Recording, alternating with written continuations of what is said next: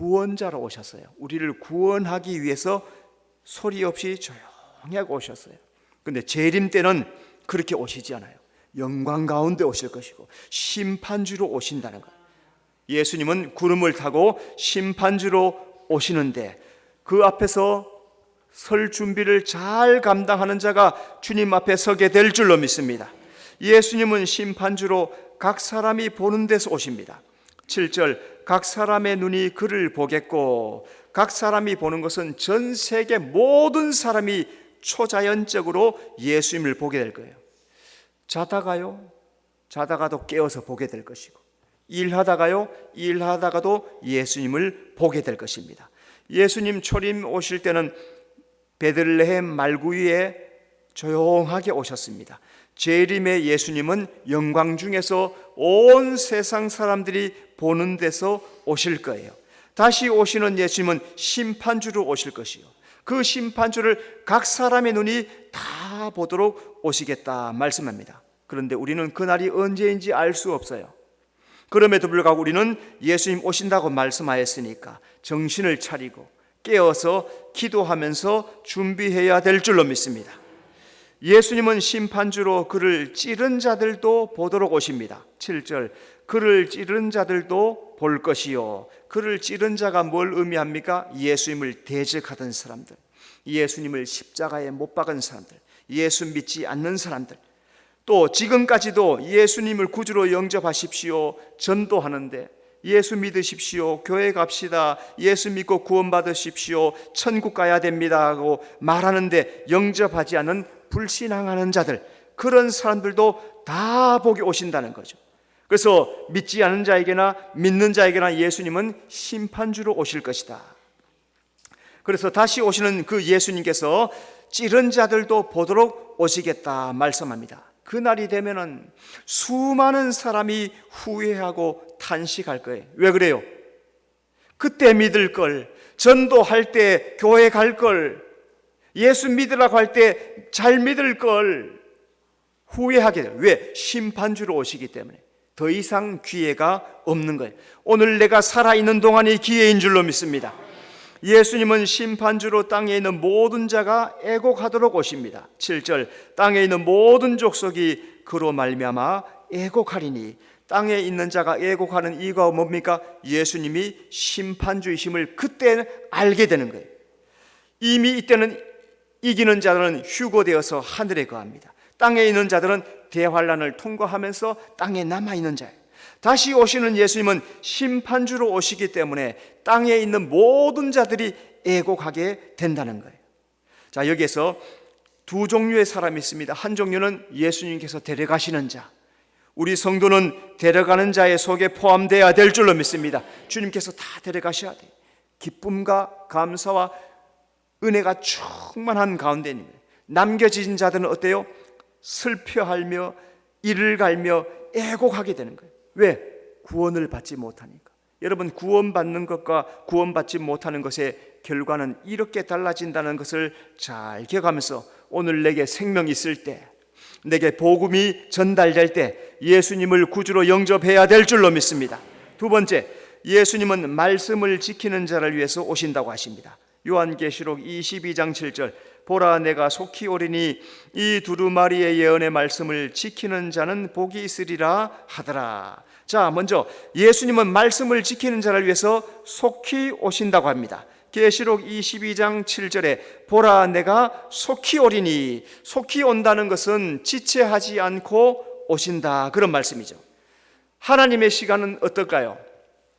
하나님의 시간은 하루가 천년 같아. 천년이 하루 같아. 하나님의 나라에는 하루를 살았는데 천년과 같고, 천년을 살았는데 하루와 같대요. 그러니까 시간이 없는 거예요. 하나님의 나라는 시간이 사라지는 거예요. 이 땅이 있는 동안에 시간이 있어요. 그래서 시간이 있지만 하나님 나라는 시간이 없기 때문에 하루가 천년 같고 천년이 하루 같아요. 예수님께서 초림하신 때는 2000년이 지났습니다. 하나님의 정한 때에 예수님께서 다시 오실 거예요. 예수님은 아버지 뜻대로 행하는 자를 부르러 오십니다. 마태복음 7장 21절, 나더러 주여 주여 하는 자마다 다 천국에 들어갈 것이 아니요 다만 하늘에 계신 내 아버지 뜻대로 행하는 자라야 들어가리라. 여러분, 이 말씀은 우리 성도들이 정말로 관심을 가지고 잘 들어야 될 말씀이에요. 여기에 속할 사람들이 나누어질 것이기 때문에 그래요. 나더러 주여 주여 주여 주여 했어요. 그죠? 성경책 들고 다녔습니다.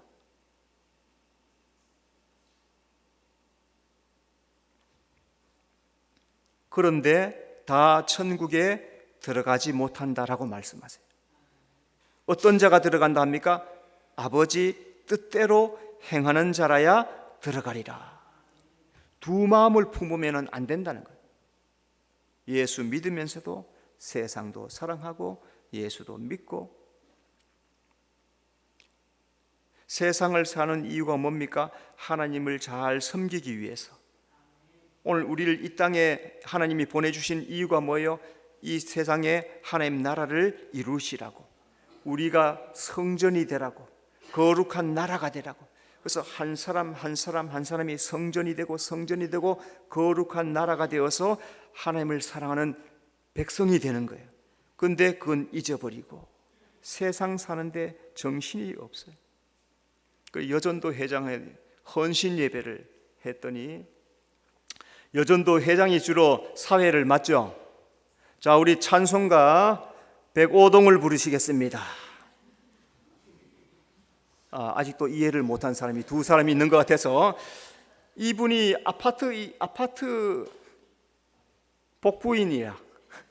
여전도 회장인데 아파트 사는데 온 사방 일주일 내내 정신 팔려 있다가 여전도 회장이니까 헌신 예배 대표로 사회를 맡아서 찬송을 105동을 부르시겠습니다.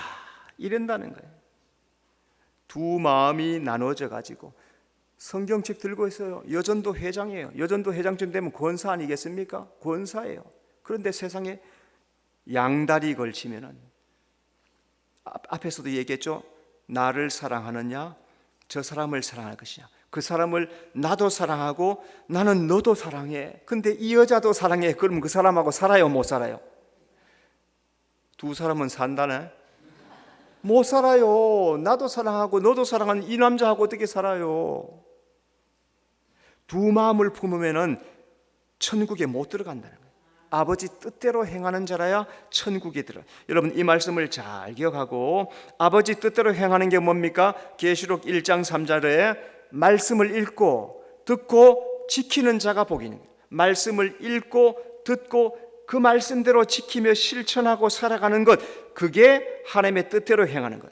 여러분, 말씀대로 살아가는 성도가 되어야 될 줄로 믿습니다.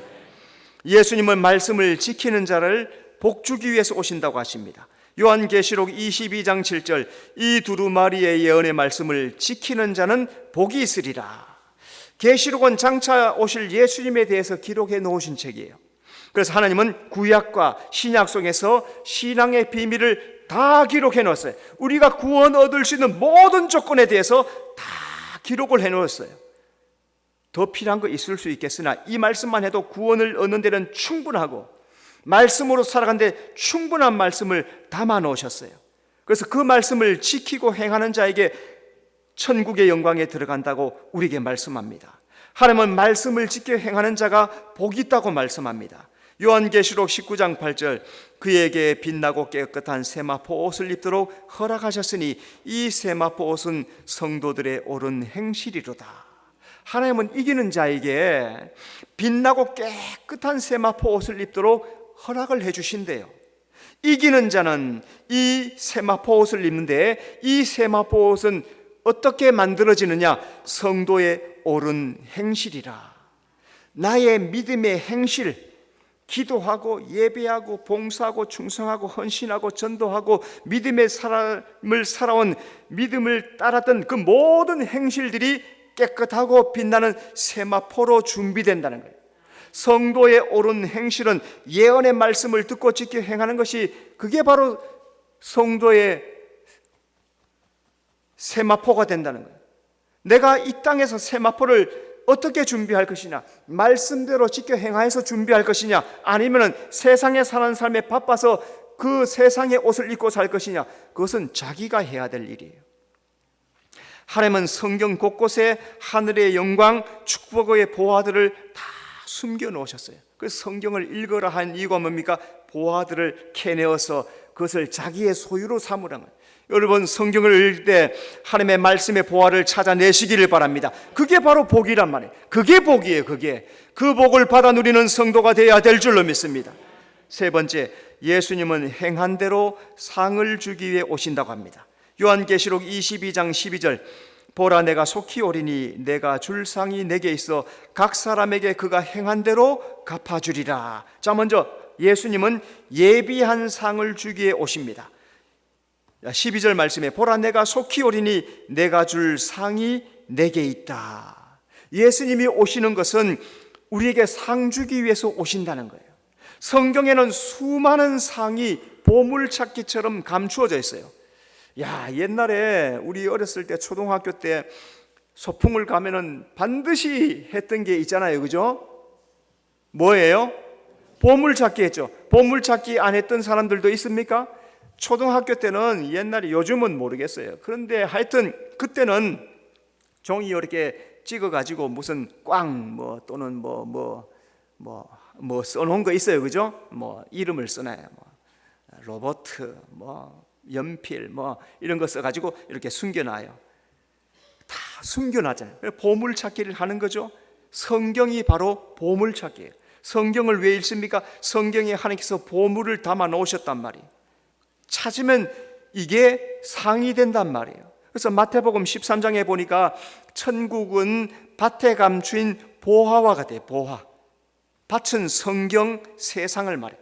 성경을 말하기도 하고 세상을 말해요. 이 세상 사는 동안에 예수님 만나야 되고 성경 읽고 예수님을 만나야 돼요. 그게 밭이에요. 그리고 예수님이 보화예요.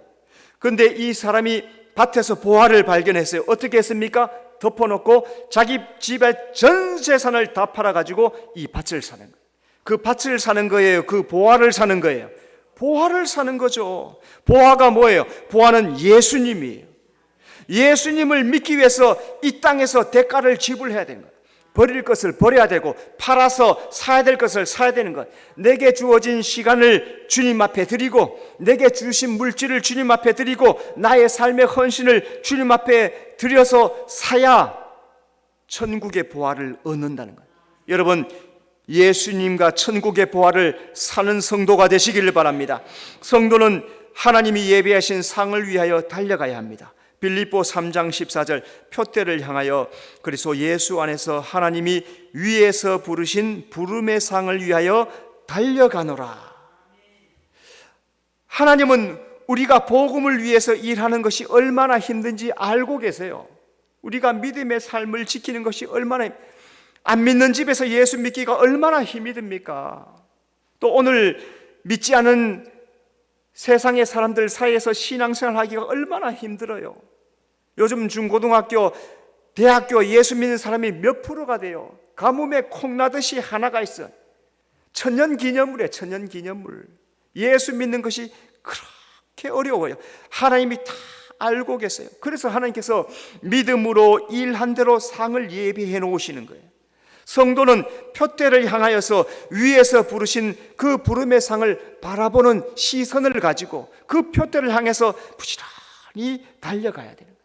하나님은 공짜가 없는 줄로 믿습니다. 심은 대로 거두고 수고한 대로 면류관과 상급을 허락해 주실 줄로 믿습니다. 예수님은 행한 대로 갚아주기 위해 오십니다.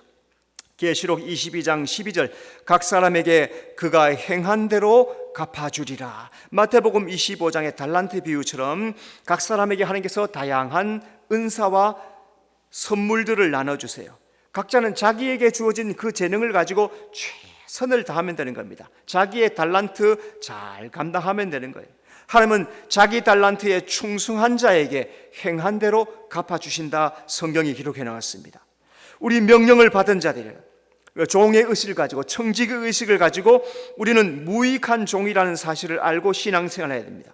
마태복음 17장 10절, 이와 같이 너희도 명령을 받은 것을 다 행한 후에 이르기를 우리는 무익한 종이라, 우리가 하여야 할 일을 한 것뿐이라 할지니라. 오늘 교회에서 믿음 생활해요. 많은 분들이 성가대로, 교사로, 또 구역장으로 여러 가지 직분을 가지고 여러 가지 일들을 맡아서 섬기고 있습니다. 그 일들을 할 때 나는 무익한 종입니다. 해야 할 일을 하는 것뿐입니다. 이 자세를 가져야 시험 들지 않죠. 조금 큰일 하고 잘한 일 하면은 어깨가 으쓱하고 뽐내고 싶으면은 누가 칭찬 안 해주면은 시험 드는 거예요.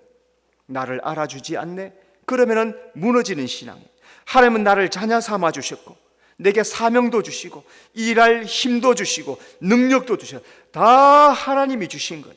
우리는 하나님 앞에 무익한 종이에요. 그래서 하여야 할 일을 한 것뿐이다. 다 하나님이 주신 것 가지고 했기 때문에 내가 한 것이 아닙니다. 주님의 일을 한 것뿐입니다. 고백하는 거예요. 따라합시다.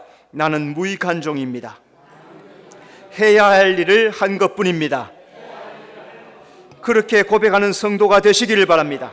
네 번째, 예수님은 영광의 주로 오신다고 하십니다. 계시록 22장 20절, 이것들을 증언하시는 이가 이르시되 내가 진실로 속히 오리라 하시거늘 아멘. 주 예수여 오시옵소서. 자, 먼저 예수님은 영광의 주로 오시기에 사모하며 기다리라고 하십니다.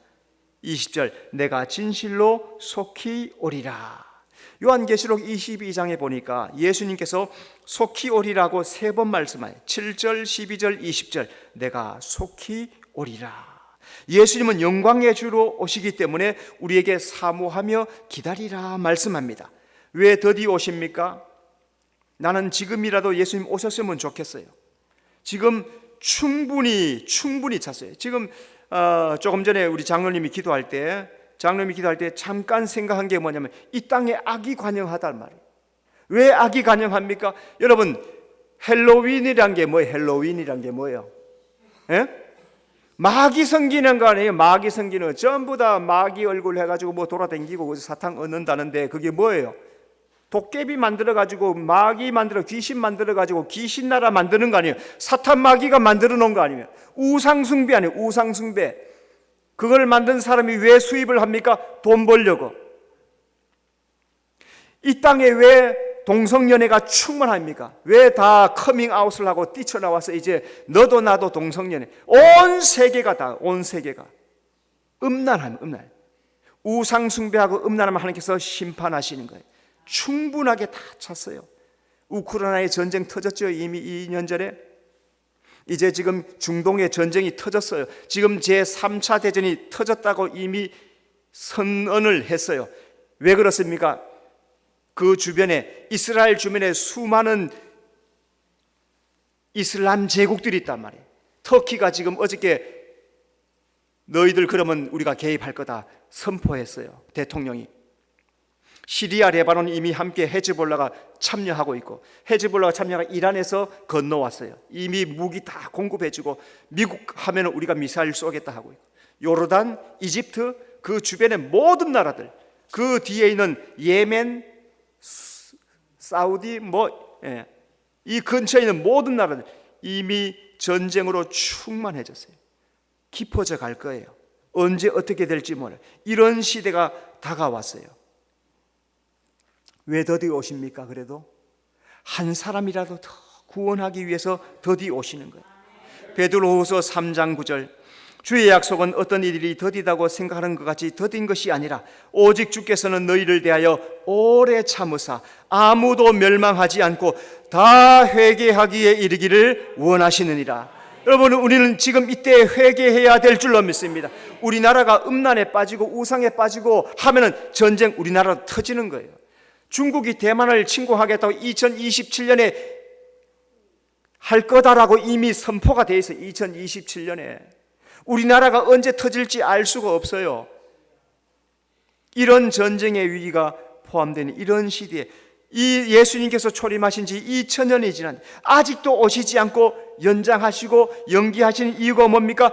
아무도 멸망받지 않고 회개하고 구원받으라고, 한 영혼이라도 더 구원하기 위해서 하루를 연장하시고 또 연장하고 계시다는 우리 주님을 우리 성도들은 기억해야 될 줄로 믿습니다. 그래서 우리 교회도 11월 셋째 주 다음 주일 새 생명의 날, 총동원의 날, 그래서 한 사람이라도 교회 인도해서 예수 믿고 구원받게 하는 그 일을 하기 위해서 전도하라고, 마음속에 전도자들 다 품으셨죠, 그죠?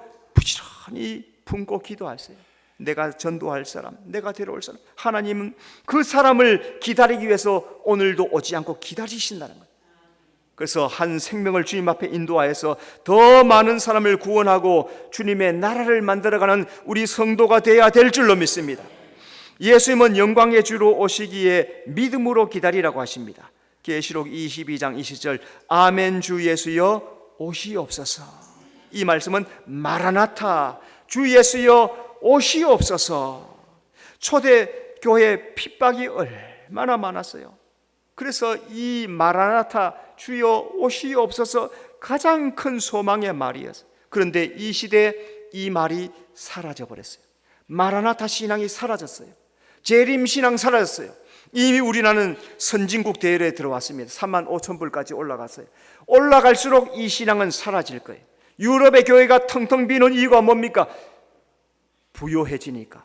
라오디게아 교회가 나는 부자라, 부요하다, 부족한 것이 없다. 물질이 부여하게 되면 신앙은 점점 사라지게 돼 있어요. 예수님은 도둑같이 오신다고 하셨습니다.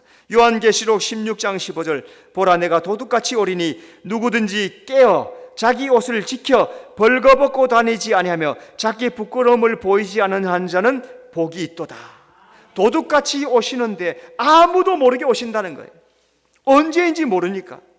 예수님이 재림하실 때 세상 사람들이 세상에 취해서 벌거벗고 부끄러운 일을 행하면서 믿음 없이 살아갈 거란 말이죠. 그때 예수님께서 재림에 오셔요. 그러니까 우리에게는 어떻게 해요?